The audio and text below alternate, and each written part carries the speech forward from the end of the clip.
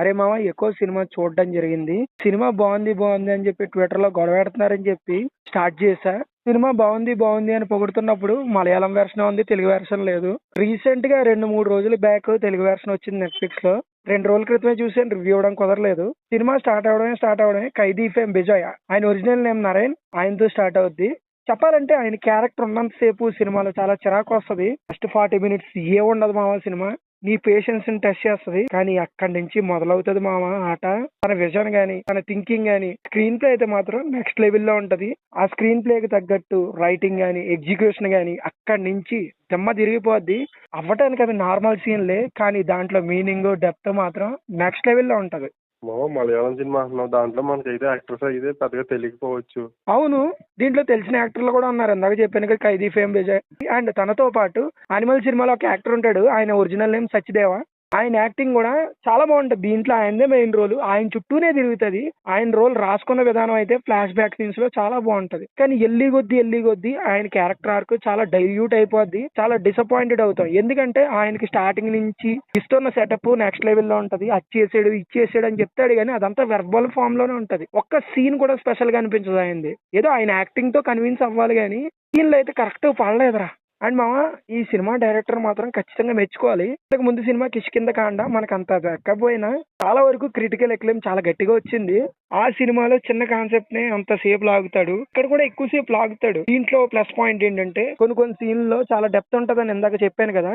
ఒక 3 వర్డ్స్ గుర్తుపెట్టుకో చెప్తాను. ఒకటేమో ప్రొటెక్షన్, ఒకటేమో రెస్ట్రిక్షన్, ఇంకోటేమో డిస్ట్రక్షన్. ఈ 3 వర్డ్స్ చాలా బాగా వాడతాడు. అండ్ ఈ సినిమాలో చింటూకి మామూలు రోల్ ఉండదురా. సినిమా మొత్తం చింటూలదే హవా. నాకు ఎక్కడ నచ్చిందంటే మా ఆ డాగ్స్ ను ఉపయోగించుకుని పాయింట్స్ చెప్పాడు. అంటే మెటాఫోర్స్ గా వాడాడు.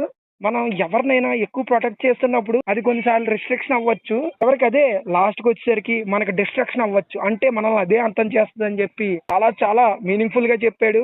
ఫస్ట్ 40 మినిట్స్ ఏదైతే ఉంటుందో అది బాగా తీసుంటే సినిమా చాలా చాలా నచ్చేది. నాకు మాస్టర్ పీస్ లో అనిపించేది. అండ్ చెప్పాను కదా, కురియప్పన్ క్యారెక్టర్ ద్వారా, అంటే ఆ సత్యదేవ్ గారి క్యారెక్టర్ ద్వారా నేను కొంచెం కన్విన్స్ అవ్వలేకపోయాను. ఆయన ఇంకొంచెం బాగా చూపించి ఉంటే క్యారెక్టరైజేషన్ ఇంకా బాగా వర్కౌట్ అయ్యేది. అక్కడ డైరెక్టర్ ఫెయిల్ అయ్యాడు అనిపించింది నాకు. ఇంత బాగా తీసినప్పుడు, ఇంత కొత్తగా తీసినప్పుడు, ఎంత మంచి బ్యాక్ డ్రాప్ తీసుకున్నప్పుడు, హిల్లీ స్టేషన్ బ్యాక్ డ్రాప్ లో అది కూడా బాగా తీసుంటే, మొత్తం ప్రాపర్ గా ప్లాన్ చేసుకుని ఉంటే నెక్స్ట్ లెవెల్ లో అనిపించేది. మరి సినిమా టెక్నికల్ పరంగా ఎలా ఉందరా? ఈ సినిమా టెక్నికల్ గా చాలా సాలిడ్ గా ఉంటది. మెయిన్ గా డబ్బింగ్ నెట్ఫ్లిక్స్ డబ్బింగ్ చాలా బాగా చేశాడు. అండ్ ఇక మ్యూజిక్ విషయానికి వస్తే మ్యూజిక్ చాలా బాగుంటది. ఇలాంటి సినిమాలకి మ్యూజిక్ చాలా కీ. ఎందుకంటే ఆ లొకేషన్ ని, ఆ టోన్ ని మ్యాచ్ చేయాలంటే చాలా కష్టం. But music director basics follow అయ్యాడు, ఎక్కువ ట్రై చేయలేదు. అక్కడ నాకు నచ్చింది. అండ్ సినిమాటోగ్రఫీ కూడా చాలా బాగుంటది. అలాంటి లొకేషన్స్ క్యాప్చర్ చేయడం అంటే చాలా కష్టం. చాలా హార్డ్ వర్క్ చేసినట్టు ప్రతి సీన్ లో అర్థం అవుతుంది. కొన్ని హిల్లీ సీన్స్ ఉంటాయి, అక్కడ మాత్రం సినిమాటోగ్రఫీ చాలా బాగుంటది. అక్కడ కూడా డిఫరెంట్ గా ట్రై చేసాడు మామ. చాలా కష్టపడ్డాడు. నీకు క్లారిటీగా అర్థం అవుతుంది సినిమా చూసినప్పుడు.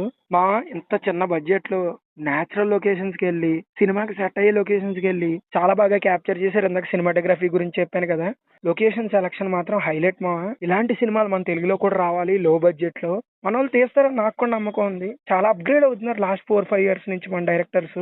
ఫైనల్ గా నువ్వు చెప్పిన విధానం బట్టి మన సబ్స్క్రైబర్స్ సజెస్ట్ చేస్తాను అర్థమవుతుంది ఈ మూవీని. అవును మామ, సజెస్ట్ చేస్తా, కానీ అందరికీ నచ్చుతుందని నేను చెప్పను. ఒక డిఫరెంట్ సినిమాటిక్ ఎక్స్పీరియన్స్ ఇస్తుంది మలయాళం సినిమాలు ఇష్టపడే వారికి. మూవీ లవర్స్ ఎవరైతే ఉన్నారో వాళ్ళకి ఈ సినిమా నేను సజెస్ట్ చేస్తాను. నెట్ఫ్లిక్స్ లో స్ట్రీమ్ అవుతుంది, తెలుగు లాంగ్వేజ్ లో కూడా ఉంది. ఎల్లో లుక్ వేసండి. ఇలాంటి జెన్యూన్ రివ్యూస్ మీ వరకు రావాలనుకుంటే subscribe to movie talks with BT.